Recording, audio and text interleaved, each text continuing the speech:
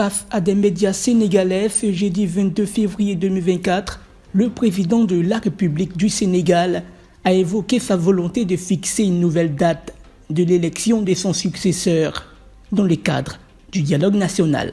Le Conseil clairement a indiqué aux autorités compétentes, en premier chef le président de la République, que c'est lui qui doit prendre le décret convoquant le collège électoral et le décret fixant la nouvelle date. Mais ce décret ne peut être pris avant que la concertation nationale ne se réunisse. Et j'ai convoqué cette concertation nationale le lundi. Et je pense que sur 2 jours maximum, lundi prochain, c'est le lundi 26, on devrait, entre lundi et mardi, terminer, puisqu'il n'y a pas beaucoup de sujets en réalité qui doivent être traités. Quelle date pour l'élection et qu'est-ce qu'il faut faire sur l'après 2 avril. Le président de la République a annoncé un dialogue politique, alors que tous s'attendaient à avoir une nouvelle date des élections initialement prévues le 25 février 2024. Joint par le quotidien L'Intelligent d'Abidjan, le professeur Bamba Kane, agrégé de physiologie à la faculté de médecine de Dakar et président du mouvement politique Synapse Joko, réagit à cette sortie du président Macky Sall. Pour lui, le Sénégal se dirige vers une crise politique. Je m'attendais à ce qu'au moins qu'on puisse connaître à partir de ce soir la date des élections. Il faut dire, c'est qu'on n'aurait pas dû reporter ces élections. Le Conseil constitutionnel est l'organe qui gère jusque-là ce genre de questions. Et quand le Conseil constitutionnel a décidé que d'autres candidats n'étaient pas qualifiés, je pense qu'il fallait respecter cette décision du Conseil constitutionnel.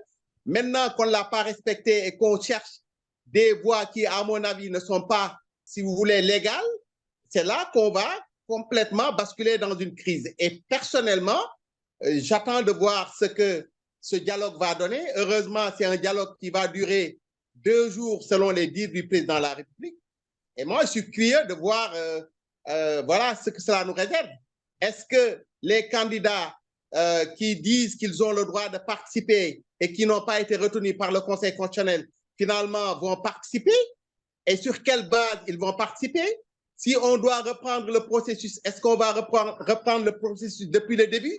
Est-ce que ceux qui ont déjà eu à passer le cap du parrainage vont accepter de reprendre cette épreuve-là? Maintenant, aujourd'hui, il vient de nous dire qu'à compter du 2 avril, il ne sera plus président de la République.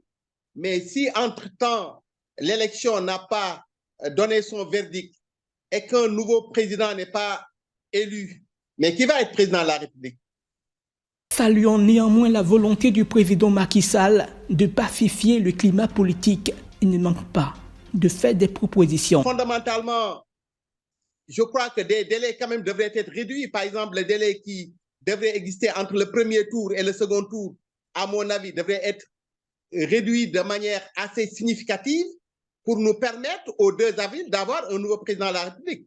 Mais si tel n'est pas le cas et que lui, qu'il accepte, afin qu'il respecte sa parole de ne plus être président à partir du 2 avril, vous voyez qu'on va être dans un flou qui peut être artistique, qui peut être même grave pour la stabilité institutionnelle et constitutionnelle de notre pays. À la tête du Sénégal depuis 2012, Macky Sall a rappelé qu'il n'a pas d'ambition politique pour un 3e mandat.